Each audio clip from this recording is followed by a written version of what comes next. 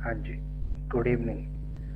तो मैं आपको एक चीज़ ये कह रहा था, जैसे हम आज फाइनली एग्ज़ाम से एक दिन पहले रिवाइज़ कर रहे हैं। बहुत सारे डाउट्स हैं बच्चों के, कुछ अलग अलग तरह के क्वेश्चंस हैं जिसके बारे में बच्चे पूछ रहे हैं, भेज रहे हैं कि सर ये बता दीजिए, ये असाइनमेंट में था नहीं क्वेश्चन, या इस क्वेश्चन का आंसर क्या होगा। इस तरह के बहुत सारी क्वेरीज हैं बच्चों की। तो मेरा एक सजेशन है, पर्सनल सजेशन है सबको, कि अब हम जो है बिल्कुल एग्ज़ाम से एक रात पहले इसको फाइनल रिवीजन दे दें। तो फाइनल रिवीजन देने के लिए हम एक तरीका अपनाएं जो मैं भी हर साल आपको सजेस्ट करता हूँ, और मैंने अपने पर्सनल एक्सपीरियंस से भी इस चीज़ को देखा है कि ये ज़्यादा अच्छा रहता है। कि आप, हमारा कल पेपर होने जा रहा है, अब जितना हमने पढ़ लिया उतने को हम थोड़ा सा अच्छा कर लें। मतलब हम सारा पढ़ने के चक्कर से अच्छा है कि हम लिमिटेड पढ़ें, लेकिन अच्छा करके जाएं। ताकि फॉर एग्जांपल एक तरीका होता है जो मैं हर बार एग्ज़ाम से पहले हर स्टूडेंट्स को कहता हूँ हर सेमेस्टर में, कि आप जो है अपने 6 से 8 क्वेश्चन फेवरेट क्वेश्चन बना लें। मतलब बहुत सारे क्वेश्चन मैंने असाइनमेंट में दिए, कम से कम 20 क्वेश्चन दिए होंगे आपको। तो उस 20 के 20 क्वेश्चन को परफेक्टली तैयार करना, जैसे परफेक्ट तैयार करना और तैयार करना दोनों में फ़र्क होता है। तो तैयार तो आपने सारे कर ही लिए, 20 के 20 क्वेश्चन तैयार कर, लेकिन परफेक्ट कितने तैयार करें। तो परफेक्ट 8 क्वेश्चन ऐसे सिलेक्ट कर लो जो आपको परफेक्ट तैयार करना है। हर स्टूडेंट अपने कन्वीनियंट के हिसाब से, जो उसको ईजी लग रहा है, जो मैंने इंपॉर्टेंट क्वेश्चन शेयर किए उसमें से जो भी उसको अच्छा है, पढ़ने में समझ में आ रहा है, याद करने में ईजी आ रहा है, एज ईजी लग रहा है, ऐसे 8 क्वेश्चन पे सिलेक्ट कर ले। 8 नहीं कर सकते तो 6 क्वेश्चन सिलेक्ट कर ले। उसका बेनिफिट ये होता है कि जब हम ये 6 या 8 ही क्वेश्चन को पढ़ रहे हैं एक रात पहले, सबके साथ खिचड़ी नहीं पका रहे हैं, तो हमारा दिमाग में ना कहीं खिचड़ी बनने से बच जाता है। मतलब हमारे दिमाग में चीज़ें क्लियर हो जाती हैं। तो हम क्या करेंगे, इन 6 के 6 क्वेश्चन को इस तरह से रट के जाएंगे कि अगर 6 में से हमारे 3 क्वेश्चन भी अटकते हैं तो हम कम से कम उनको क्लियरली आंसर छाप दें। छापने का मतलब ये होता है कि जैसा असाइनमेंट में से हम याद करके जा रहे हैं, as it is word to word same answer लिख दें। सारी की सारी हेडिंग हमें याद होंगी, अच्छी तरह हमें आंसर आता होगा, तो हम उसको पूरा पूरा वहाँ पे छाप देंगे आंसर को। जैसे प्रिंट करते हैं, फोटो कॉपी करते हैं, तो एज इट इज़ आंसर आता है। तो उसी तरीके से आप इसको करें। उससे बेनिफिट ये हुआ, मान लो कि जो सेक्शन सी है उसमें 3 क्वेश्चन आपको अटेम्प्ट करने, और सेक्शन बी में 2 क्वेश्चन, टोटल 80 मार्क्स का पेपर तो यही है। इसमें से अगर एक क्वेश्चन भी सेक्शन बी में फंस गया और 2 क्वेश्चन वहाँ फंस जाते हैं, तो आपके पास होने का जो टारगेट है वो तो पूरा हो गया। यानी कि 20 और 20 40 और 10 50, यानी कि आपका टारगेट तो पूरा हो गया पास होने का। यानी कि आप पास हो गए। उसके बाद जो है, 1 मिनट होल्ड के, डबल डबल आवाज है। पास होने का आपका टारगेट पूरा हो गया कि आप पास होने लायक, आपके मार्क्स पूरे हो गए। उसके बाद आपको बेनिफिट ये है कि जो आपने पहले से पढ़ा हुआ है, यानी कि याद किया हुआ है, उसमें से अगर 2 क्वेश्चन और आप अटेम्प्ट करेंगे तो 80 मार्क्स का आपका पूरा हो जाएगा। फिर बचता है सेक्शन ए। तो सेक्शन ए का तो हर बारी मैं ये बोलता हूँ कि अगर आपने ये पूरा इस तरह से कर रखा है तो 5 में से एटलीस्ट 2 से 3 क्वेश्चन तो आपको मिल ही जाते हैं, जो हमारे याद किए हुए क्वेश्चन में से आ जाता है। कुछ क्वेश्चन आज हम क्या करेंगे कि आपके जो भी क्वेरीज हैं उनको बाद में लेंगे। पहले हम एक दो जो है प्रीवियस ईयर पेपर्स को डिस्कस कर लेते हैं। प्रीवियस ईयर पेपर में देख लेते हैं किस तरह से क्वेश्चन आते हैं और हमसे क्या क्या पूछ रहा है एग्जाम में, उसमें से हमें कितना परसेंट पेपर आता है, और उसी के बेस पर फिर हम वो 6 8 क्वेश्चन भी डिसाइड कर लेंगे जो हमें कल के पेपर के लिए पढ़ने चाहिए, या हमारे जो मोस्ट इम्पॉर्टेंट क्वेश्चन बनते हैं पेपर के अकॉर्डिंग। अब इसमें जैसे पहला क्वेश्चन है सेक्शन ए का, distinguish between the share and the debenture. Share और डिवेंचर के बीच में डिफरेंशिएशन लिखना है।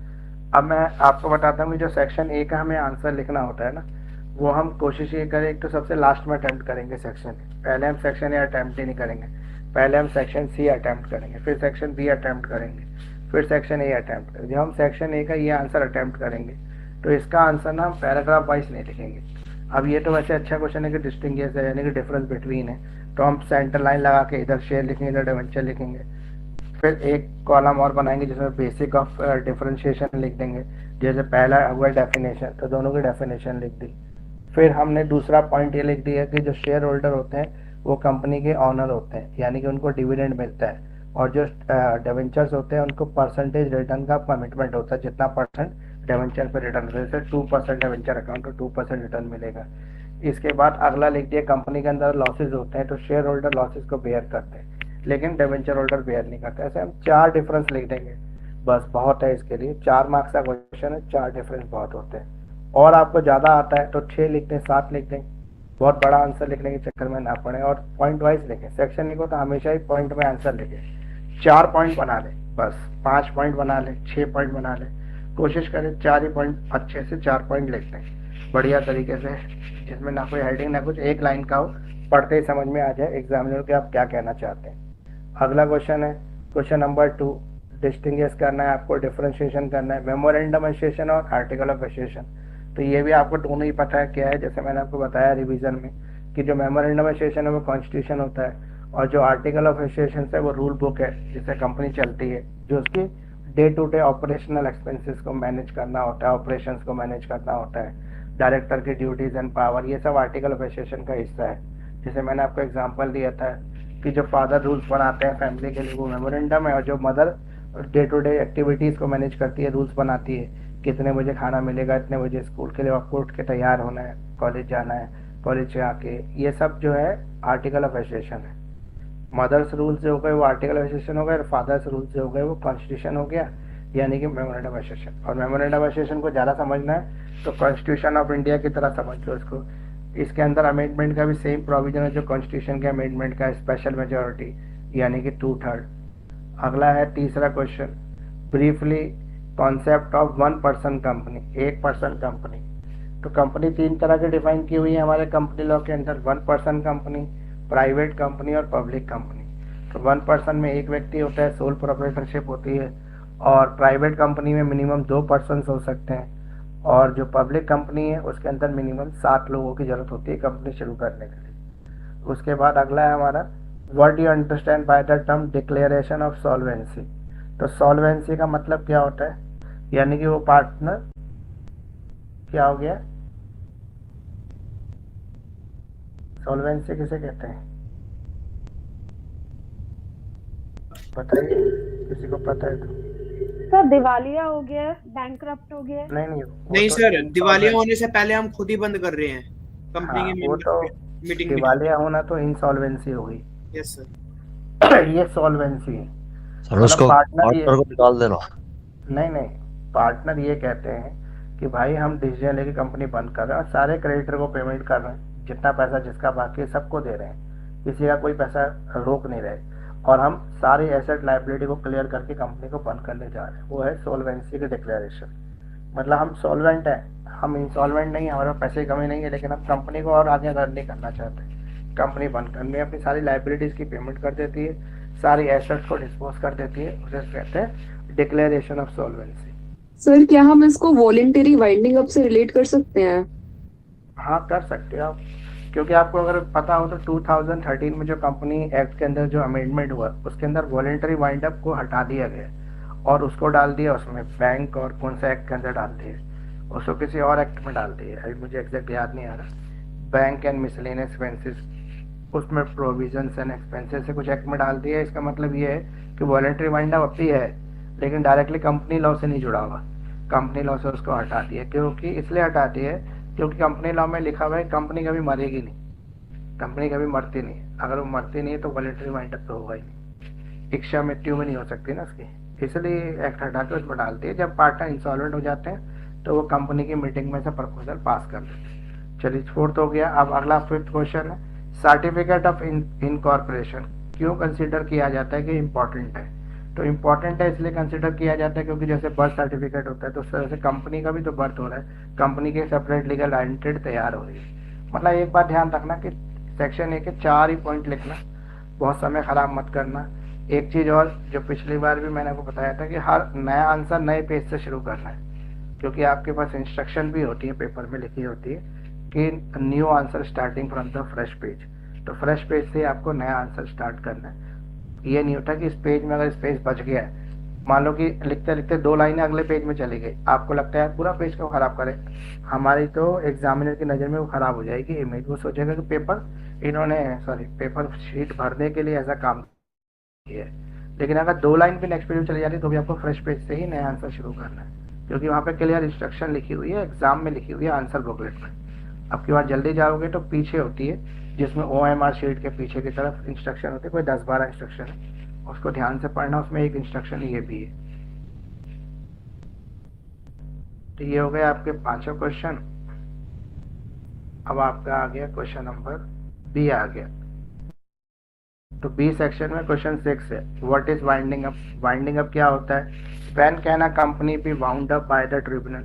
ट्रिब्यूनल का मतलब है compulsory wind up. Compulsory wind up कब होती है? जब देखो ट्रिब्यूनल वाइंड अप कब कर सकती है? 2 तरीके से कर सकती है, आउटसाइडर की रिक्वेस्ट, क्रेडिटर की, या फिर कंपनी के जो मिस ऑपरेशन या फिर वो कहते हैं ऑपरेशन एंड मिस मैनेजमेंट हो रहा हो, या कंपनी जो है इलीगल एक्टिविटी में इन्वॉल्व हो, कोई फ्रॉड प्रैक्टिस हो रही हो, या फिर जो गवर्नमेंट है वो रिक्वेस्ट डाले कोर्ट में जाके, मतलब गवर्नमेंट भी कई बार रिक्वेस्ट कर कर ट्रिब्यूनल के थ्रू बंद करवा देती है कंपनी को।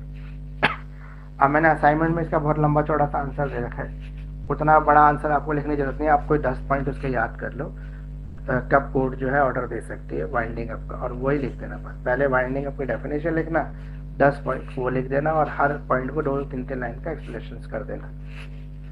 अगला क्वेश्चन है 7th, डिफाइन प्रोस्पेक्टस। प्रोस्पेक्टस को डिफाइन कीजिए। What are the remedies for misrepresentation in prospectus. Prospectus में अगर कोई भी मिस रिप्रेजेंटेशन हो गया तो उसके लिए रेमेडीज क्या क्या है। अब यहाँ पे हमें 3 चीजें लिखनी होगी इस क्वेश्चन के अंदर। पहला प्रोस्पेक्टस बताना होगा क्या होता है, दूसरा हमें मिस रिप्रेजेंटेशन को डिफाइन करना होगा, 2-4 टाइप के मिस रिप्रेजेंटेशन बताने होंगे, फिर उनके रेमेडीज बताने होंगे। तो वैसे रेमेडीज क्या होती है अगर आपको याद हो तो? सर आर्टिकल्स में और मेमोरेंडम में कुछ अमेंडमेंट कर दिए जाते हैं ताकि वो जो प्रोस्पेक्टस में बातें लिखी गई हैं उस डॉक्यूमेंट में वो बातें सच प्रूव हो सके, ताकि हम उन बातों को करेक्ट प्रूव कर सकें, इसलिए हम अपने MOA में और AOA में चेंज ले आते हैं, जिसमें के भी रिलेटेड होती हैं वो उससे रिलेटेड ले आते हैं, ठीक है। या फिर ऐसा प्रपोजल हम अपने AGM में पास कर लेते हैं। अब है क्वेश्चन नंबर 8। अब देखो 10 नंबर का क्वेश्चन आएगा ना, तो इसको कितने पेज में आंसर लिखना होगा? तो 3 शीट में आंसर लिखना है इसका। बस आपको बहुत ज़्यादा मन कर रहा होगा 4 शीट कर लेना, से ज़्यादा मत करना। उससे ज़्यादा करने से फिर क्या होगा कि आपके पास स्पेस कम हो जाएगा बाकी क्वेश्चंस के लिए। Explain the provision regarding the transfer of share. तो शेयरों को ट्रांसफर करने का क्या प्रोविजन है? अब ये क्वेश्चन जो है ना, मैंने आपको असाइनमेंट में तो लाया नहीं, इंपॉर्टेंट क्वेश्चन में इसको कवर नहीं किया, तो इस क्वेश्चन को आप छोड़ देना। वैसे अगर आपको करना हो तो मेरे जो फुल वाले असाइनमेंट है उसके अंदर है ट्रांसफर ऑफ शेयर कैसे हो सकता है। तो किसी भी शेयर को ट्रांसफर करने के कई तरीके हैं। जैसे अगर हम नई कैपिटल कंपनी इंट्रोड्यूस कर रही है मार्केट के अंदर, तो उसका पूरा वही है प्रोसीजर, जैसे प्रोस्पेक्टस निकालेंगे, फिर शेयरों की एप्लीकेशन होगी, अलॉटमेंट होगी। लेकिन जो एग्जिस्टिंग शेयर होल्डर होते हैं वो भी कई बार अपने शेयरों को ट्रांसफर करते हैं। उसके लिए 2 तरह के शेयर होल्डर होते हैं। इक्विटी शेयर होल्डर, जिनको किसी तरह की परमिशन की जरूरत नहीं है, वो अपने शेयर ओपन मार्केट में सेल कर सकते हैं, और जिसको भी वो शेयर ट्रांसफर होकर जाएंगे वो फिर कंपनी में एप्लीकेशन देकर उसका नाम चेंज करा लेता है, मतलब अपने नाम पे उन शेयरों को करा देता है, और जितने % जिसके पास शेयर होते हैं उतना % वो कंपनी का ऑनर कहलाता है। तो ये ट्रांसफर ऑफ शेयर है, जिसमें न्यू शेयर कैपिटल और एग्जिस्टिंग शेयर कैपिटल दोनों के लिए प्रोविजन है। इसके अलावा शेयरों में प्रेफरेंस शेयर भी होते हैं, लेकिन प्रेफरेंस शेयर कभी ट्रांसफर नहीं होते, वो ओरिजिनल शेयर होल्डर के नाम ही रहते हैं। सिर्फ इक्विटी शेयर ही ट्रांसफर होने का प्रोविजन है। वैसे इसको मत करना, मेरे हिसाब से तो मत करना, कंफ्यूज होने से कोई फायदा नहीं। लिमिटेड करो और अच्छा कर लो। गेम मतलब एक तरह से आपका ये जुआ हो गया ना, बैट हो गया, लगा तो सिक्सर, नहीं लगा तो आउट, लेकिन लगेगा ही लगेगा, ऐसी बात नहीं कि ना लगे। तो 6 क्वेश्चन कर लो, बहुत अच्छे तैयार करके चले जाओ 6 क्वेश्चन। अब है अगला question, doctrine of ultra vires at the length. तो ये अल्ट्रा वायर्स किसे कहते हैं?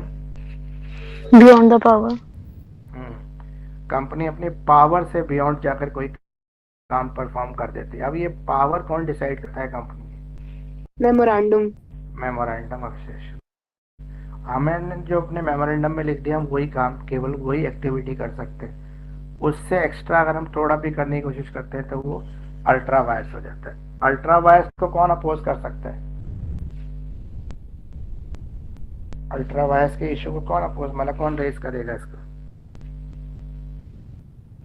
डायरेक्टर तो अल्ट्रा वायर्स कर रहे हैं, देखो डायरेक्टर तो कर ही रहे हैं, वो तो करेंगे नहीं। गवर्नमेंट कर सकती है, सेंट्रल गवर्नमेंट भी कर सकती है, और जो इसके शेयर होल्डर होते हैं, क्रेडिटर्स होते हैं, इन्वेस्टर्स, थर्ड पार्टी, हमेशा कंपनी की अच्छी चीज को और बुरी चीज को कौन टारगेट करेगा? जो उसके स्टेक होल्डर होंगे, जिनका बेनिफिट होगा उसके अंदर। तो हमेशा ये याद रखना, कोई भी अगर कंप्लेंट करनी है, कोई शिकायत करनी है, कौन करेगा कंप्लेंट शिकायत? अब मान लो कि आपके कॉलेज के अंदर मिसमैनेजमेंट हो रहा है, तो शिकायत कॉलेज के स्टूडेंट करेंगे या बाहर से चलता हुआ व्यक्ति तो करेगा ही नहीं। उसको क्या मतलब है, कॉलेज में कुछ भी होता रहे, वो तो बाहर से पास होके जा रहा है सिर्फ, तो पासर्स का भी नहीं करते हैं। शिकायत वही लोग करते हैं जिनका इंटरेस्ट जुड़ा होता है। तो उसी तरह से कंपनी की कोई भी प्रॉब्लम होगी या कोई भी बेनिफिट होगा, उसका फायदा किनको मिलेगा? कंपनी के स्टेक होल्डर को मिलेगा, जिनका इंटरेस्ट कंपनी से। उस तरह से शिकायत कौन करेगा? कंपनी के स्टेक होल्डर करेंगे। तो कभी भी आंसर ध्यान ना आ रहा हो तो इसी चीज से रिलेट करके आप आंसर लिख देना, ठीक है? तो ये हो गया। सर, अगला क्वेश्चन है। इसमें हाँ जी। एशबरी वाला केस लॉ लिख सकते हैं हम, एशबरी हाँ वाला लिख सकते हाँ वर्सेस लिख सकते हैं। अब अगला क्वेश्चन है हमारा, हु आर प्रमोटर्स? प्रमोटर्स कौन है? Explain their position wise the company में क्या क्या अलग पोजीशन है प्रमोटर्स की।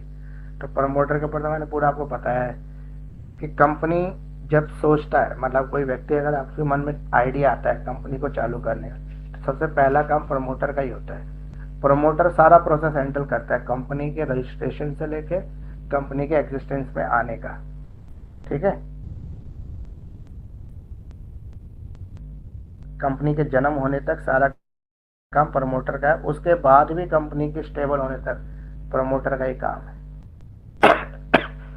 जैसे कम मदर होती है, बच्चे को 9 महीने अपने पेट में रखती है, उसके बाद बर्थ देने में तकलीफ भी माँ को ही होती है। उस तकलीफ को सहने के बाद जब बच्चा पैदा होता है तो खुशी भी माँ को होती है। उसके बाद जब तक बच्चा चलना नहीं सीख लेता या अपना दौड़ना भागना, जब तक माँ की रिस्पॉन्सिबिलिटी खत्म नहीं होती। तो उसी तरह से प्रमोटर जो है वो कंपनी की मदर है, जो कंपनी को पैदा भी कर रहे हैं, उसको नाम भी दे रहे हैं। देखो मदर ही के सब चीज़ों से बोलना भी सिखाती है मदर, खाना भी सिखाती है मदर। तो मदर की जो रिस्पॉन्सिबिलिटी वही प्रमोटर की रिस्पॉन्सिबिलिटी, ऐसे मान लेना। तो इससे आपको एकदम से क्लिक होगा दिमाग में कि प्रमोटर का क्या क्या रोल है। तो इसको रिलेट कर लोगे तो फटाफट आंसर लिख पाओगे। क्वेश्चन नंबर 11 है आपका, explain the concept of mismanagement and operation. Mismanagement और ऑपरेशन क्या होता है बताइए।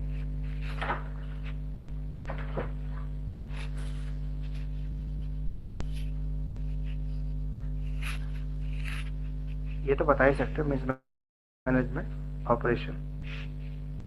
सर आई थिंक जो शेयर होल्डर्स होते हैं जिनके मतलब पास कंपेरेटिवली कम शेयर्स होते हैं, उनके ऊपर जिनके पास ज्यादा शेयर है, ज्यादा पावर है, वो लोग डोमिनेट करते हैं, ऑपरेस करते हैं। बिल्कुल। देखो अब इसको कभी कभी इंग्लिश में समझ में ना आए तो कुछ चीजें हिंदी पढ़ने से भी समझ में आ जाती हैं। जैसे कुप्रबंधन, ठीक है, अन्यायपूर्ण आचरण। तो ये से कहते हैं, हम क्या कह रहे हैं इसको, हम कह रहे हैं यहाँ पे कि माइनॉरिटी शेयर होल्डर जो है, देखो मेजॉरिटी शेयर होल्डर जो होते हैं ना, उनके पास तो सारे राइट होते हैं कंपनी के, क्योंकि हर डिसीजन में उनको इन्वॉल्व किया जाता है, वही वोट दे के डिसीजन को पास करते हैं, उन्हीं को सबसे पहले डिविडेंड मिलता है, सब कुछ उन्हीं को मिलता है जो मेजॉरिटी शेयर होल्डर होता है। लेकिन अगर हम बात करते हैं माइनॉरिटी शेयर होल्डर की, तो उनके साथ काफ़ी चीज़ें जो है गलत होती हैं। माइनॉरिटी शेयर होल्डर के साथ क्या क्या गलत होता है, जैसे अधिकतर उनको डिविडेंड में हिस्सा नहीं दिया जाता है। मेजॉरिटी शेयर होल्डर कुछ इस तरह की पॉलिसीज बना देते हैं कि सारा प्रॉफिट उन्हीं ही चला जाता है, या फिर उनको एजीएम का नोटिस नहीं मिलता, या उनको कंपनी के किसी इंपॉर्टेंट डिसीजन में इन्वॉल्व नहीं किया जाता, या कंपनी का भी कोई ऐसा प्रोसेस करती है जिससे उसका अपने बिजनेस को चेंज करने की कोशिश या मेमोरेंडम में चेंज करने की कोशिश करती है, उनको इन्वॉल्व ना किया जाए, तो वो इस चीज़ की शिकायत लेके कहाँ जाएंगे वो लोग? NCLT, national company law tribunal. मतलब कभी कोई शिकायत होती है हमें, तो हम अपने क्लास टीचर को पकड़ते हैं या फिर अपने हेड मास्टर्स को कंप्लेंट करते हैं, प्रिंसिपल को कंप्लेंट करते हैं। तो उस तरह से कंपनी के अंदर कोई शिकायत होगी तो सबसे पहले कंपनी के डायरेक्टर्स को बोला जा सकता है, फिर डायरेक्टर सुनवाई नहीं करेंगे तो कहाँ जाएंगे? National company law tribunal. Tribunal हमारा लास्ट है अप्रोच, जहाँ हम लास्ट अप्रोच कर सकते हैं। तो ये भी इंपॉर्टेंट क्वेश्चन में ही आता है, इसको बिल्कुल ऐसे नहीं करना कि मिस कर लो इसको, ये भी अच्छा क्वेश्चन है। वैसे तो ये लास्ट ईयर के क्वेश्चन है, अभी हम 3-4 पेपर एनालाइज कर ले, थोड़ा आइडिया हो जाएगा कि इस बार कौन सा क्वेश्चन है जो ज़्यादा आने की उम्मीद भी हो सकती है। ठीक है, अगला है legal position of director in a company. Company के अंदर डायरेक्टर की लीगल पोजीशन क्या है, डायरेक्टर की ड्यूटीज क्या है। देखो डायरेक्टर के राइट्स और ड्यूटीज दोनों कर लेना। तो बताइए डायरेक्टर कौन होते हैं पहले तो? सर डायरेक्टर्स को एजेंट ऑफ द कंपनी माना गया है, और एजेंट के साथ साथ ट्रस्टी भी माना गया है, और कुछ केसेस में बेनिफिशियरी भी माना गया है। और डायरेक्टर मतलब कंपनी अपने आप में है तो एक लीगल बॉडी, लेकिन ये एक तरीके का नेचुरल पर्सन नहीं है, तो एक तरीके का कंपनी का जो ब्रेन है वो डायरेक्टर है।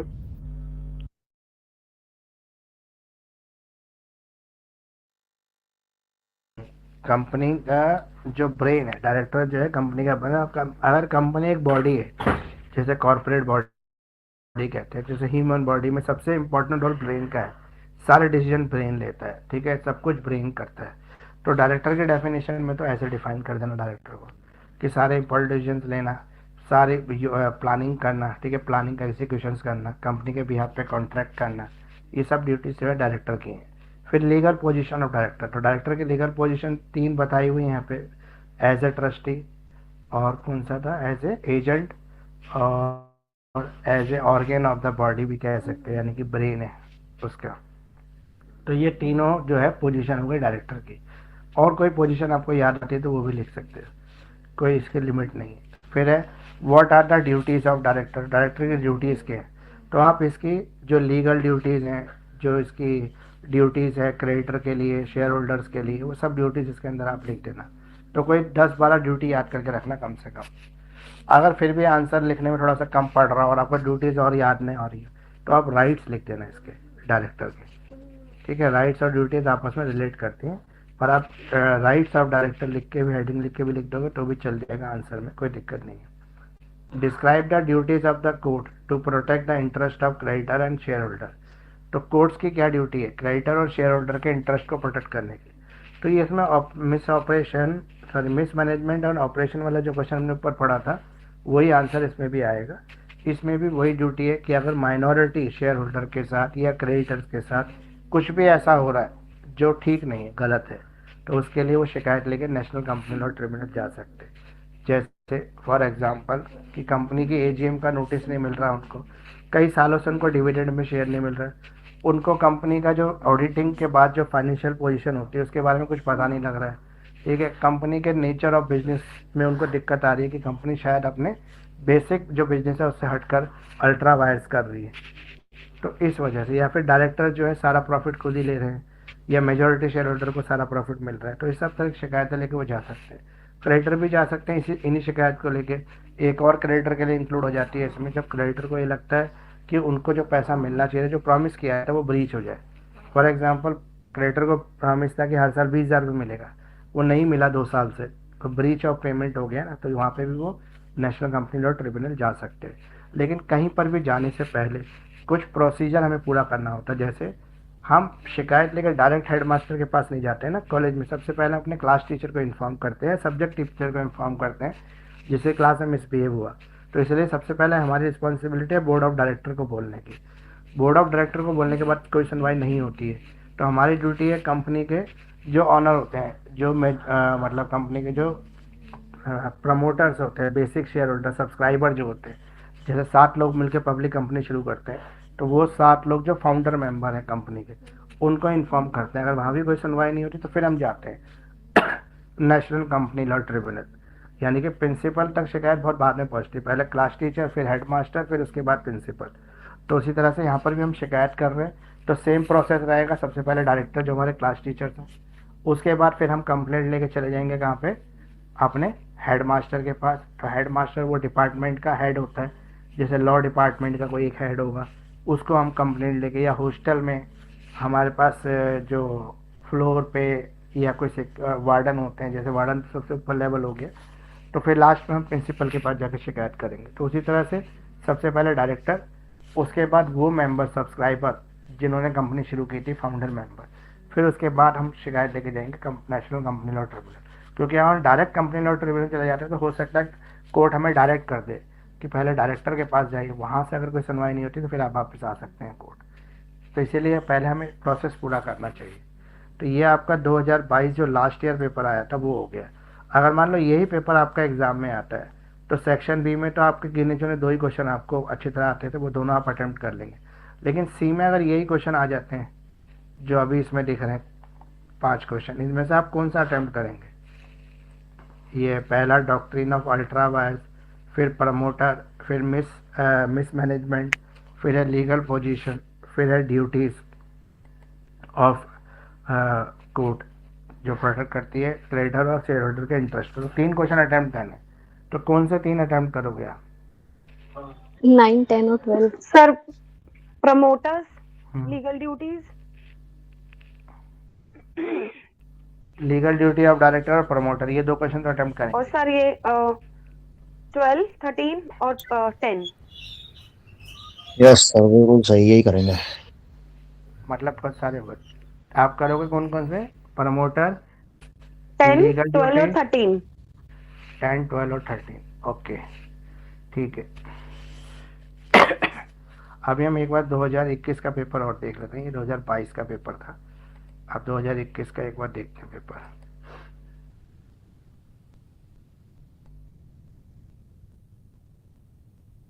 ये आ गया 2021 का पेपर। पहला सेक्शन यही है हमारा,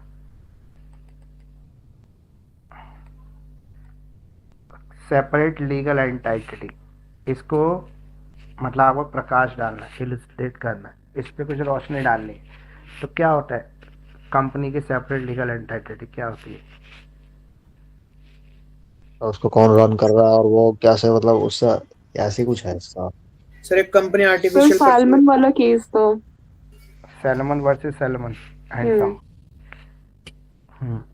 सर आपने इसमें वो तो बताया था, इसमें क्या होता है कि कोई ऐसे कि मतलब कंपनी चला रहा है कोई, इसमें अगर वो मर जाता है तो उसका शेयर भी ऐसे ही होता है कुछ। सर एक बार ये सैलमन वाला केस ब्रीफ कर दीजिए थोड़ा सा। मैं वैसे बताता कुछ हूँ कुछ आ रहा पहले। है माइंड में, बट एक बार बता दीजिए। पहले ये सुन लीजिए, सेपरेट लीगल एंटिटी क्या होती है कि कंपनी की जो बॉडी है और जो ह्यूमन की बॉडी है वो सेपरेट है।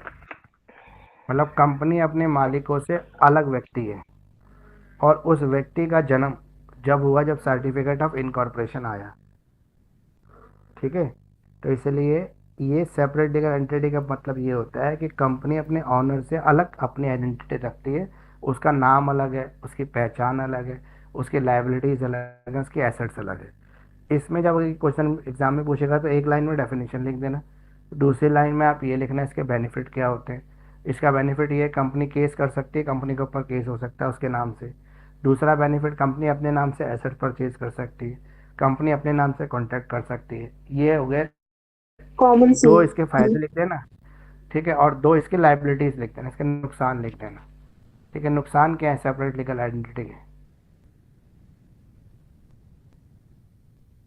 टैक्सेशन एक डबल और हो था जाता ना, है। हाँ, डबल टैक्सेशन एक इसका नुकसान है, डबल टैक्सेशन हो जाता है। और सर जो हमारे एग्जीक्यूटिव मतलब बर्डन ऑफ एग्जीक्यूटिव्स एक तरह से बढ़ जाता है उसमें, मैनेजमेंट इसमें ज्यादा हो जाता है फिर। नहीं, इसके नुकसान क्या है? नुकसान कई बार कॉरपोरेट वेल को भी पियर्स करना पड़ता है अंदर के सारे मिसमैनेजमेंट को देखने के लिए, तो मिसमैनेजमेंट के चांसेस काफी ज्यादा है। ये देख सकते हैं आपको मिसमैनेजमेंट और ऑपरेशन हो सकता है माइनॉरिटी शेयर होल्डर के साथ। अच्छा, ये तो हो गया हमारा सेपरेट सर ये लीगल। अब कंट्रोल रहता है इसमें, salmon loss versus of salmon privacy. वाला, सैलमन वर्सेस सैलमन वाला केस बताया था जो आप पूछ रहे थे।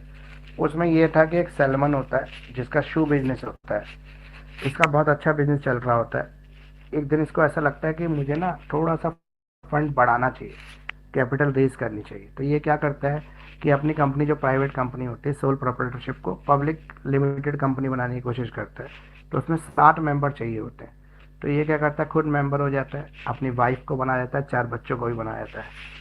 तो ये टोटल 4, 5, 6 मेंबर हो गए। वैसे इसमें 7 होते हैं, पर ये कहानी में इतना ही लिखा हुआ है कि 4 बच्चे, बीवी और खुद पार्टनर बन जाते हैं और कंपनी से इन्वेस्ट करा लेते हैं, लेकिन बहुत कम करवाते हैं। मतलब ये कोई 3000 करोड़ की कंपनी है जिसमें से 2900 करोड़ रुपए सैलमन के हैं, उसकी फैमिली के, बाकी 100 करोड़ पब्लिक का है। अब ये कुछ साल बाद ना कंपनी काम करना दिक्कत हो जाती है। मतलब जब ये कंपनी छोटी थी, अच्छी चल रही थी, जैसे बड़ी हुई तो कंपनी बैंकरप्सी में चली गई, मतलब कंपनी के ना लॉसेस होने लगे। फिर कंपनी को बंद करने का टाइम आ गया। अब सैलमन की जो कंपनी थी, उसकी जो एसेट्स थी, उसको लिक्विडेटर अपॉइंट हो गया, उसने लिक्विडेशन करना शुरू किया। एसेट बिक रही थी 1000 करोड़ रुपए की, और सैलमन ने अपनी दे में सिक्योर्ड लोन दे रखा था। मतलब सिक्योर्ड लोन था सैलमन की तरफ से कंपनी को, और वो लोन की वैल्यू थी 5 करोड़, ये मान लो थोड़ी देर के लिए। और जो 1,000 करोड़ वैल्यू थी और 1,000 करोड़ ही रिटर्न आ रहा था एसेट्स को बेचने के लिए।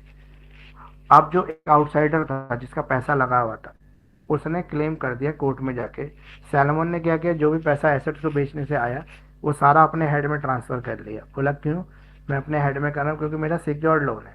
क्योंकि जब लिक्विडेशन ऑफ कंपनी होता है, कंपनी को लिक्विड किया जाता है, तो सबसे पहले पेमेंट का जो अधिकारी होते हैं वो होते हैं सिक्योर्ड लोन वाले, जो सिक्योर्ड लाइबिलिटीज़ है, तो उसकी सिक्योर्ड लाइबिलिटीज़ को पेमेंट मिलेगी।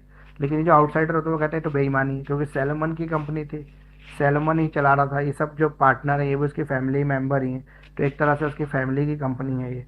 फिर उसने उसको पैसा कहा कि मेरे को मिलना चाहिए सबसे पहला पैसा, क्योंकि मैं आउटसाइडर हूँ। वो कोर्ट चला जाता है, तो कोर्ट इस केस के अंदर डिसीजन ये देते हैं कि सैलमन एंड जो सैलमन कंपनी है वो डिफरेंट है, सैलमन डिफरेंट है, क्योंकि सेपरेट लीगल एंटिटी उस दिन से इफेक्टिव हो गई जिस दिन से सर्टिफिकेट ऑफ इनकॉर्पोरेशन इशू हुआ इस कंपनी को।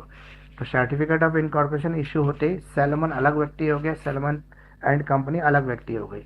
तो इसलिए जब सैलमन कंपनी लॉस में गई तो सबसे पहले जो पेमेंट होती है कंपनी में सिक्योर्ड लाइबिलिटीज़ को होती है, और सैलमन ने सिक्योर्ड लोन दे रखा था, इसलिए पहली पेमेंट का वही अधिकारी, उसी को पहली पेमेंट होगी। तो यही है सैलमन वर्सेस सैलमन वाला केस। अगर डिफाइंड वन पर्सन कंपनी, तो ये सोल प्रोप्राइटरशिप होती है, इसमें एक ही व्यक्ति होता है चलाने वाला, सारा इन्वेस्टमेंट भी वही करता है, बेसिक सब्सक्राइबर भी यही होता है कंपनी का। अब है what is certificate of incorporation, ये मैंने पिछली बार आपको सर बताया ये होता है कंपनी, कि जैसे बर्थ सर्टिफिकेट होता है, हाँ कंपनी का बर्थ हाँ सर्टिफिकेट। कंपनी कैसे उसकी उत्पत्ति है और उसका मतलब सर ये भी तो होता है इसमें किसी के नाम में तो कॉपी नहीं कर सकते ना उसमें, अगर कोई करता है तो ऐसे। हाँ वो कंपनी के नेम क्लॉज में है। जब ये बड़े आंसर में आएगा ना सर्टिफिकेट इनकॉर्पोरेशन, तब आप सब कुछ को लिखना, name clause, liability clause, memorandum association, article of association. और छोटा क्वेश्चन है ना, तो खाली इसमें ये डिफाइन कर देना सर्टिफिकेट इनकॉर्पोरेशन क्या है। What is red hiring prospectus, तो रेड हायरिंग प्रोस्पेक्टस को मैंने फुल सिलेबस वाले नोट्स में कवर किया है। वैसे क्या होता है वैसे रेड हायरिंग प्रोस्पेक्टस? सर ये एक तरीके का इनिशियल फॉर्म ऑफ डॉक्यूमेंट होता है जिसमें कंपनी के बारे में लिखा रहता है, उसके ऑब्जेक्टिव के बारे में लिखा रहता है, किसको क्यों इनकॉर्पोरेट कर रहे हैं।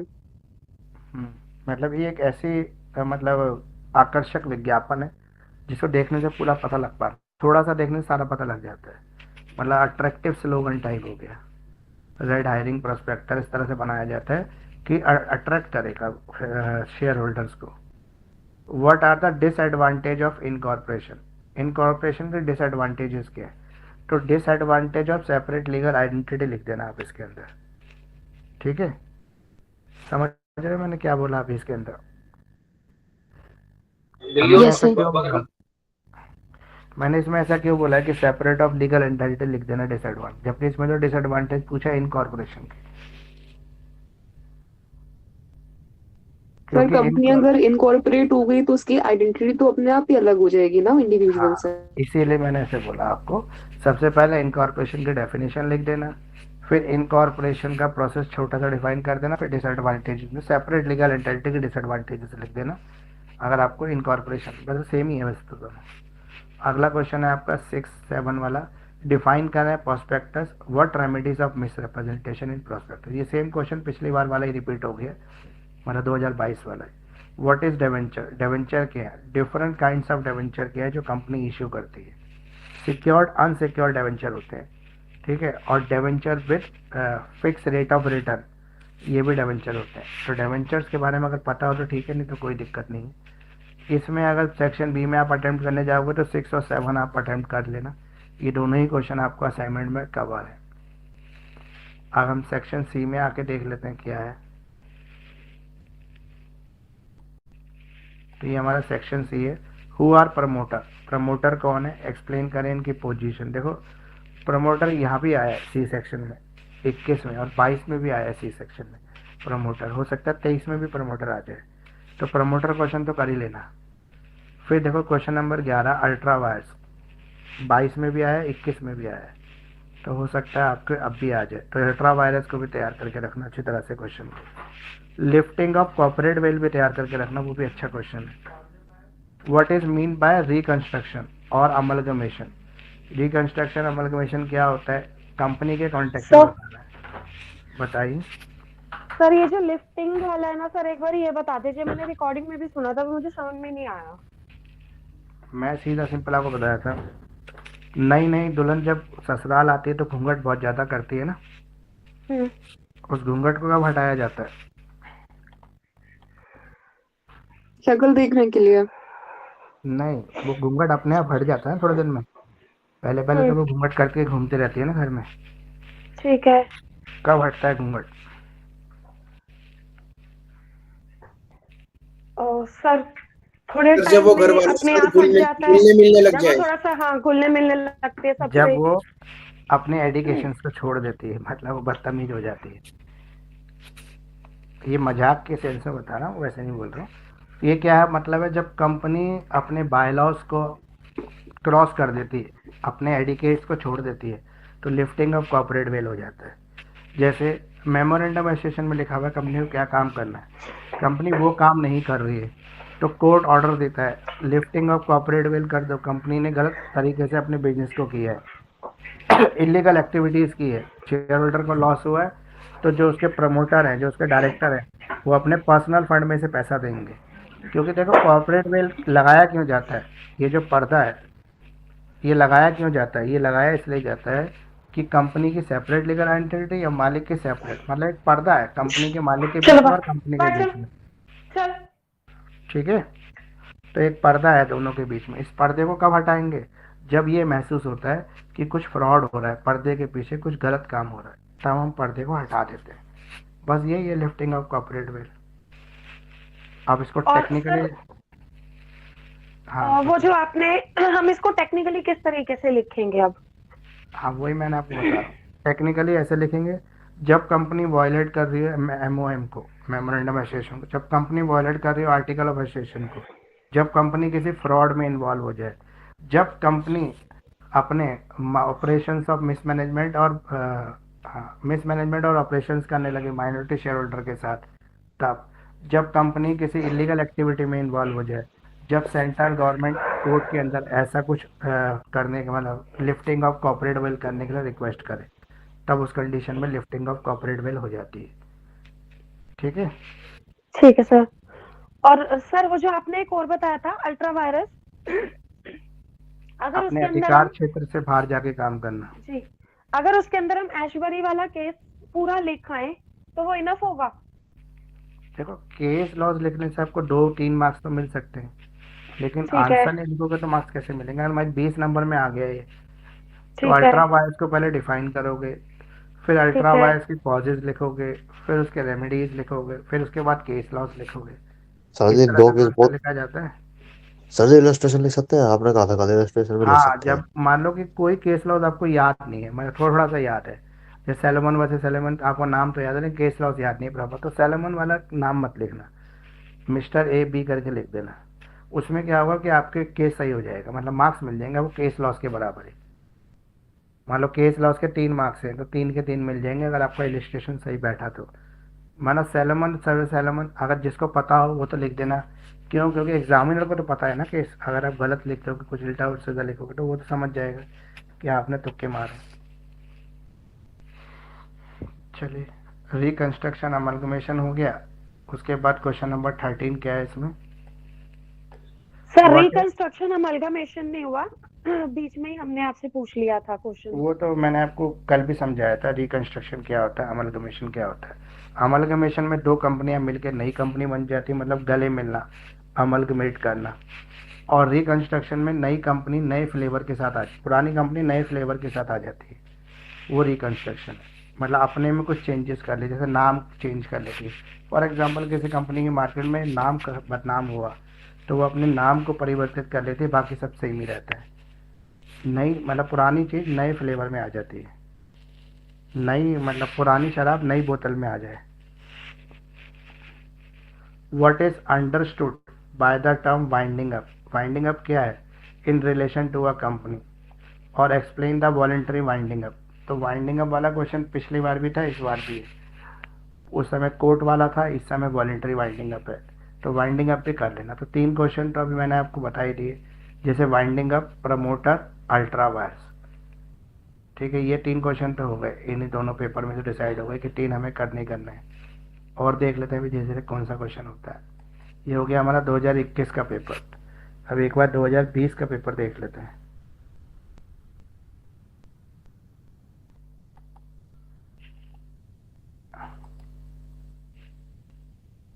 ये हो गया 2020 का पेपर। Explain briefly. इसमें सेक्शन लिखने पड़ेगा सर, एक बात बताओ। सेक्शन आपको याद हो तो जरूर लिखना, नहीं तो कोई दिक्कत नहीं, बहुत ज़्यादा मार्क्स से फर्क नहीं पड़ता है। Explain briefly the step involve in the registration of a company. Company के रजिस्ट्रेशन में कौन कौन से स्टेप्स है, ये सर्टिफिकेट ऑफ इनकॉर्पोरेशन में आ जाएगा, जो स्टेप बताएं वही आएगा। अब है explain the concept of corporate social responsibility. तो कॉर्पोरेट सोशल रिस्पॉन्सिबिलिटी यानी कि कंपनी की सामाजिक जिम्मेदारी क्या है, ये आपको लिखना है इसके अंदर। What do you mean by company, company का मीनिंग क्या है। शेयर सर्टिफिकेट क्या होता है, उसके इफेक्ट क्या है। तो शेयर सर्टिफिकेट एक प्रमाण पत्र होता है, एक सर्टिफिकेट है जो शेयर होल्डर को ये दिखाने के लिए दिया जाता है कि उनके नाम से इतने शेयर कंपनी में रजिस्टर्ड है और इतने शेयर के वो परसेंटेज कंपनी के ऑनर है, मालिक है, और उनको डिविडेंड मिलेगा इतना परसेंट, जितने परसेंट उनके पास शेयर है। इवन उनका वोटिंग राइट भी होता है। तो इसके उद्देश्य क्या है, ये पहचान के लिए दिया जाता है ताकि हम पर्टिकुलर पहचान दें शेयर होल्डर को। और उनके इसका एक और उद्देश्य ये है कि उनको डिविडेंड मिलेगा जितने परसेंट शेयर है, और उनको वोटिंग राइट मिलता है इसी के थ्रू। और भी तरह के कुछ उनके बेनिफिट जो होते हैं वो कंपनी के साथ जुड़े रहते हैं, इसलिए इस तरह का दिया जाता है। What do you mean by the doctrine of ultra vires. Ultra vires का क्वेश्चन अभी शॉर्ट में आ गया है। अल्ट्रा वायर्स क्या है। What is understand by the term article of association. Article of association क्या है, अगर हम कंपनी की बात कर रहे हैं तो एग्जामिन करें इस कंटेंट, उनके जो कंटेंट जो मतलब एओए के अंदर क्या कंटेंट होते हैं और किस तरह के कंटेंट इसमें शामिल है। अब है what do you mean by the indoor management. Indoor management क्या है, इसको क्लासिफाई करें तो इंडोर मैनेजमेंट कंपनी का आंतरिक प्रबंध होता है, जो आंतरिक प्रबंधन के लिए किया जाता है कि कंपनी की जो अंदर की जो पॉलिसीज हैं उससे आउटसाइडर को ज़्यादातर पता नहीं होता। तो मान लो कि शेयर होल्डर है या कोई डिवेंचर होल्डर है जिसने कंपनी में अपना पैसा लगा रखा है, कोई क्रेडिटर है जिसने उधार दे रखा है, तो उसको ये बोल के मतलब कंपनी के मालिक ये बोल रहे हैं कि भाई हमें जो इंटरनल क्राइसिस है उसकी वजह से हमें लॉस हुआ है। तो उसको आपके इंटरनल क्राइसिस से कोई मतलब नहीं, क्योंकि उसको बाहर से देखने से पता नहीं लग पा रहा है कि क्या हो रहा है कंपनी के अंदर। लेकिन इसके अंदर भी कुछ एक्सेप्शंस हैं। एक्सेप्शंस ये हैं कि लगातार 3 मीटिंग से नोटिस जाने के बावजूद भी वो मीटिंग अटेंड ना कर रहा, वो मीटिंग में आया था लेकिन उसने केयरलेसली इस चीज़ को सीरियसली नहीं लिया। चौथा, उसने कंपनी की जो ऑडिटेड रिपोर्ट है, फाइनेंशियल स्टेटमेंट है, जो हर साल कंपनी अपनी वेबसाइट पे पब्लिश करती है या अपने प्रोस्पेक्टस या अपने जो मैगजीन में देती है, उसने कभी उसको ध्यान से पढ़ा ही नहीं। तो वहाँ पे वो ये कह के बच नहीं सकता कि इंडोर मैनेजमेंट का मुझे डॉक्ट्रिन मिल जाए। Discuss the mode and consequences of incorporation. तो इनकॉर्पोरेशन के क्या मोड है, क्या कॉन्सिक्वेंसेज है। तो यहाँ पे पूरा सर्टिफिकेट ऑफ इनकॉर्पोरेशन वाला फॉर्मूला लिख दें, मतलब आंसर्स लिख देना। तो ये आपको सर्टिफिकेट ऑफ इनकॉर्पोरेशन हो गया। अब define detail in the corporate veil theory. Corporate veil theory, इसमें कॉर्पोरेट वेल क्यों है, लिफ्टिंग नहीं बताना इसमें बताना है कॉर्पोरेट वेल के फायदे क्या है। तो कॉर्पोरेट वेल क्यों लगाई जाती है, ताकि मालिक और जो कंपनी है वो अलग अलग लीगल एंटिटी तैयार हो जाए, ताकि मालिक की रिस्पॉन्सिबिलिटी कंपनी की रिस्पॉन्सिबिलिटी डिफरेंट हो जाए, कंपनी के ऊपर केस कर सके, कंपनी किसी के ऊपर केस कर सके अपने नाम से। ये सब इसके अंदर आपको लिखना पड़ेगा। तो ये टोटल क्वेश्चन हो गए 3, मेरे ख्याल से तीनों करीब करीब आपको आते ही थे। अब ये 9th क्वेश्चन मैंने पढ़ ही लिया था, power functions of duties of director. तो इस क्वेश्चन को भी एग्जाम के पॉइंट ऑफ व्यू से इंपॉर्टेंट मानना। चौथा question, duties and powers of director, ये जरूर कर लेना। रिकंस्ट्रक्शन अमलगमेशन, ये लगातार दूसरी बार आया, यानी कि 21 में आया, 20 में भी है। ड्यूटीज ऑफ रिकंस्ट्रक्शन अमलगमेशन, ये थोड़ा सा याद करने में कई बच्चों को डिफिकल्ट होता है, इसलिए इसको अगर छोड़ना भी चाहो तो छोड़ सकते हैं।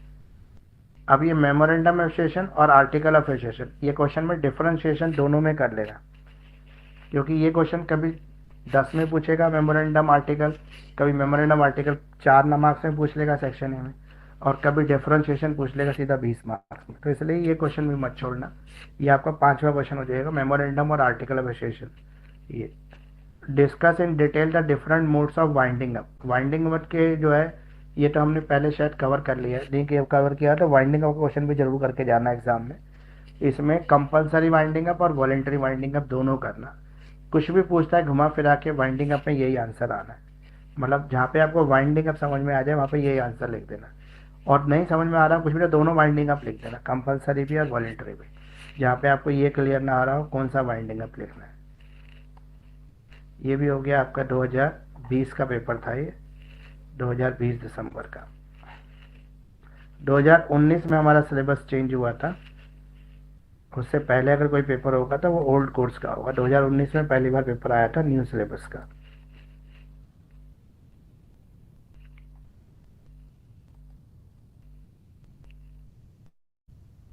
पहला क्वेश्चन है डिफाइन करना है प्रोस्पेक्टस को। Who may be a member of company, company का मेंबर कौन हो सकता है। तो मेंबर होते हैं, देखो 3 तरह के मेंबर की बात होती है यहाँ पर, एक शेयर होल्डर, एक डायरेक्टर्स कंपनी के। डायरेक्टर में भी सब्सक्राइबर, जो कंपनी के फाउंडर मेंबर है उन्हें सब्सक्राइबर कहते हैं, जिनसे कंपनी शुरू हुई। 2, तीसरा कौन होता है ये बताओ, कंपनी के तीसरे मेंबर कौन है। स्टेक क्रेडिटर्स होल्डर, हाँ क्रेडिटर, डेटर, ये स्टेक होल्डर्स हैं सारे, तीसरे ये मेंबर सर होते हैं। जिनके नाम रजिस्टर में लिखे हुए हैं। हाँ, जिनके नाम रजिस्टर में लिखे हैं और जो कंपनी से किसी न किसी तरह एसोसिएट है, इन्वेस्टर, क्रेडिटर, डेटर, ये सब कंपनी के मेंबर हैं। अमलगमेशन क्या होता है, समामेलन।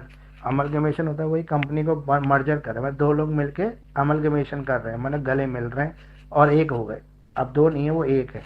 जैसे शादी से पहले हस्बैंड वाइफ अलग अलग होते हैं, शादी के बाद हस्बैंड वाइफ एक हो जाते हैं, एक के नाम से पहचाने जाते हैं। कहीं शादी में अगर जाएंगे हम किसी की, तो हम लिफाफा वाइफ के नाम का अलग और हस्बैंड के नाम का अलग देते हैं, कि एक ही देते हैं, दोनों का नाम लिख देते हैं उसके ऊपर। एक ही जाते थे। एक ही इसलिए जाता है ना क्योंकि अमलगमेशन हो चुका है इस वजह से, और अगर अमलगमेशन ना हुआ हो तो 2 अलग अलग लिफाफे ही जाएंगे। Right a short note on dividend, dividend pay short note. Dividend होता है कंपनी के प्रॉफिट में शेयर होल्डर का शेयर, इसे डिविडेंड कहते हैं। और डिविडेंड सिर्फ शेयर होल्डर को मिलता है या किसी और को भी मिलता है।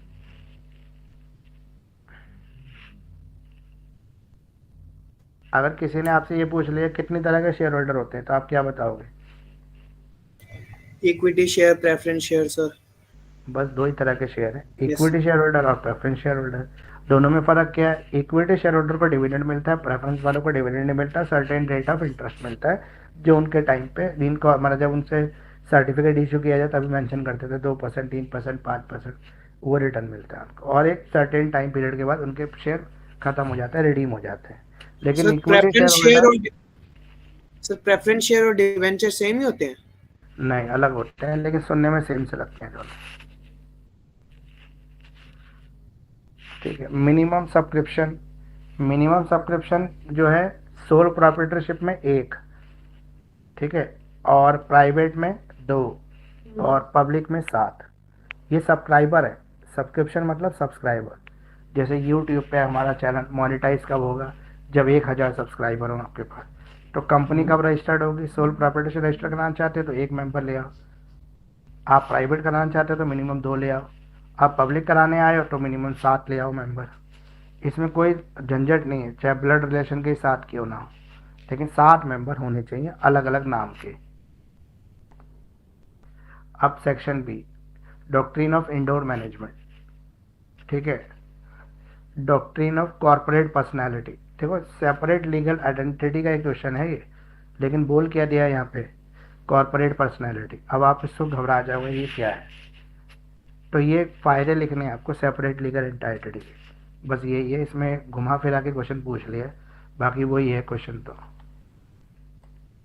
अब ये what is the difference between share holder and a debenture holder. Share holder debenture holder का डिफरेंस अभी हमने ऊपर भी डिस्कस कर ही लिया। डिवेंचर होल्डर कंपनी के मालिक नहीं होते, शेयर होल्डर कंपनी के मालिक होते हैं।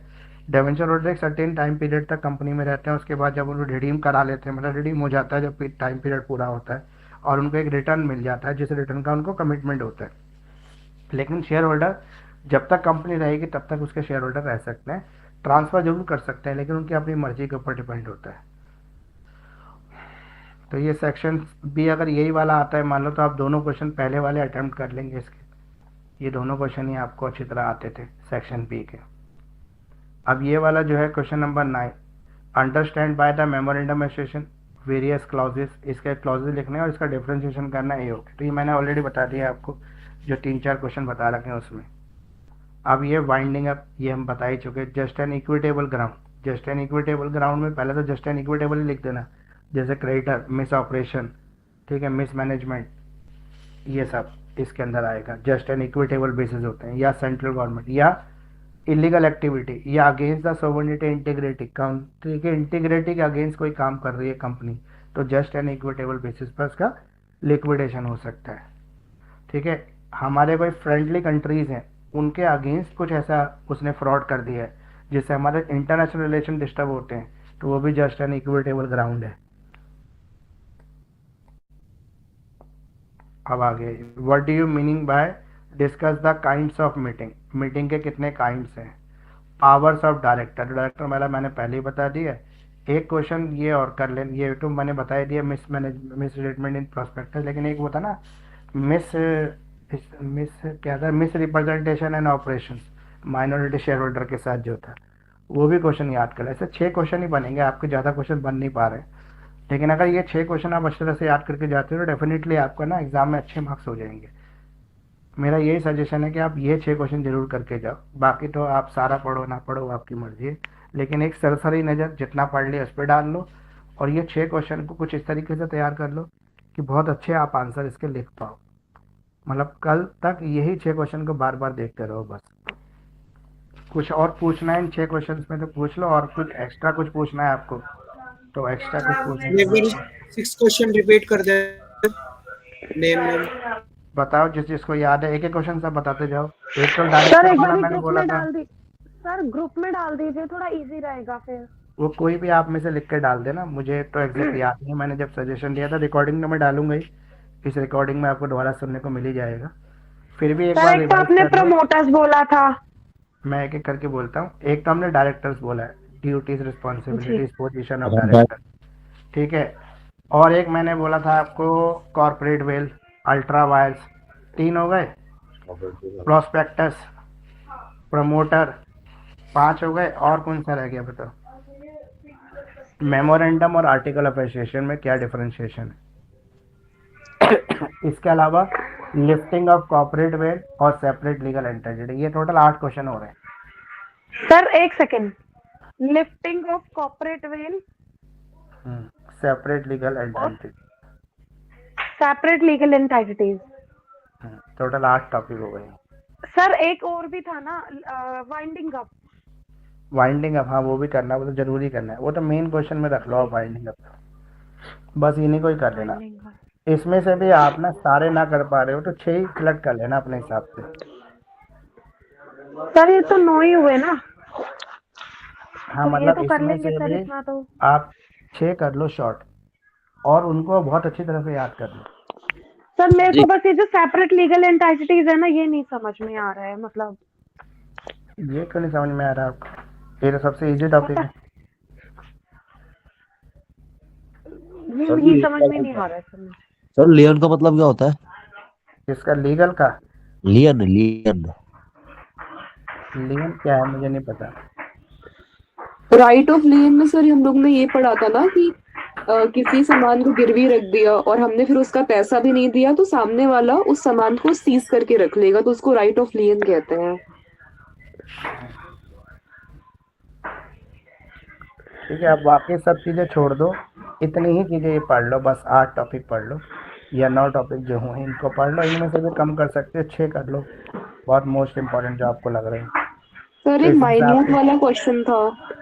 कौन सा माइन्यूट करके था, वो जो आपने नोट्स दिए थे ना क्लास वाले, माइन्यूट बुक करके था। मिनट्स तो नहीं था, मिनट्स वाला, हाँ मिनट्स वाला, मिनट्स ऑफ मीटिंग वो इम्पोर्टेंट है। नहीं। सर अगर ये लीगल एंटिटीज छोड़ दे तो चलेगा, लेकिन लीगल एंटिटी छोड़ दोगे तो ये कभी 4 में आएगा, कभी आपको परेशान करेगा 10 में, फिर कैसे चलेगा काम। सीधी सी बात है कि कंपनी की आइडेंटिटी अपने मालिक से अलग है, इसे कहते हैं सेपरेट लीगल एंटिटी। नहीं ठीक समझ है में सर, आ रहा ठीक तो है, ऐसे इसमें समझ लेना। सर आ गया, ठीक है। ठीक है, एक और चीज है इसके अंदर इसमें समझने के लिए। सैलमन वाला केस लिख देंगे। हाँ, सैलमन वाला लिख सकते हैं। एक ठीक और है। था ली वर्सेस ली एयरक्राफ्ट लिमिटेड। सर इसमें क्या था ठीक है। लीवर? हाँ सर, ली इसमें भी वर्सेस बता दो। ली वर्सेस ली एयरक्राफ्ट लिमिटेड में ये था कि ली की एक कंपनी थी, ली एक पायलट था, तो पायलट अपनी एक कंपनी शुरू कर लेता है, ठीक है, ली एंड एयरक्राफ्ट लिमिटेड के नाम से। उसमें वो क्या करता है कि खुद डायरेक्टर बन जाता है कंपनी के अंदर, और खुद ही कंपनी का पायलट भी रहता है, मतलब और 2-3 प्लेन और खरीद लेता है और लोगों से इन्वेस्ट करा लेता है पैसा। अब एक दिन वो अपना प्लेन उड़ा के जा रहा होता है, जब वो फ्लाइट चला रहा था, मतलब एयर बस चला रहा था, जिसमें लोग बैठे होते, उसका क्रैश हो जाता है और वो मर जाता है। तो उसकी बीवी जो होती है ली की, वो कंपनी पे क्लेम करती है कि मेरे हस्बैंड आपकी कंपनी में नौकरी कर रहे थे एज ए डायरेक्टर, उनको सैलरी मिल रही थी, तो मुझे कंपनसेशन चाहिए, वर्कमैन कंपनसेशन। तो वर्कमैन कंपनसेशन का तो रूल है ना कि अगर वर्कर किसी की डेथ हो जाती है काम करते हुए वर्क के अकॉर्डिंग और वर्किंग कंडीशन में, और एम्प्लॉयर की वजह से, एम्प्लॉयर ने ड्यूटी दे रखी है उसकी वजह से, तो उसको कंपनसेशन मिलेगा। तो यहाँ पे कंपनी के जो बाकी लोग होते हैं वो इसको ऑब्जेक्शन करते हैं कि भाई ली तो खुद ही कंपनी का मालिक भी है, तो उसको किस बात का कंपनसेशन, वो तो एम्प्लॉयर अपने आप को कंपनसेशन कैसे दे देगा, मालिक खुद अपने आप कंपनसेशन नहीं दे सकता ना। तो ये कोर्ट केस में जाता है, सॉरी केस कोर्ट में जाता है, तो कोर्ट ये कहती है कि ली जो था कंपनी का सर्वेंट भी था, क्योंकि वो सैलरी ले रहा था पायलट की कंपनी से, तो इस वजह से अगर वो जिस समय प्लेन उड़ा रहा था उस समय वो एज ए पायलट का रोल प्ले कर रहा था, तो इसलिए उसको कंपनसेशन मिलेगा। तो बाद में कुछ कंपनसेशन उसको मिल जाता है, जितने भी करोड़ों का कंपनसेशन होता है वो उसकी वाइफ को, और साथ में उसकी वाइफ को उसके शेयर भी मिल जाते हैं ली के, तो वो मालिक भी बन जाती है और कंपनसेशन भी ले लेती है। ये था ली वर्सेस ली एयरक्राफ्ट लिमिटेड। चलिए, ओके, बाय। हाँ sir, best of thank you luck, sir. अच्छी तरह से एग्जाम देना, और यही क्वेश्चन कर लो बार बार, ज़्यादा के चक्कर में मत पड़ो। आप कुछ नई चीज़ ठीक को है। मत पढ़ना, आप किसी भी नए ठीक है टॉपिक को सर। मत पढ़ना, कोई डराए भी सर तो भी मत पढ़ना कि ये ज़रूर आएगा, तो भी मत पढ़ना। जितना पढ़ लिया उतना ही परफेक्ट कर लो, बस बहुत है। ठीक है sir. Happy thank you new so year much sir. Sir, thank you sir. Thank you sir. और मुबारक हो। Thank you sir. आप सभी को भी अभी कल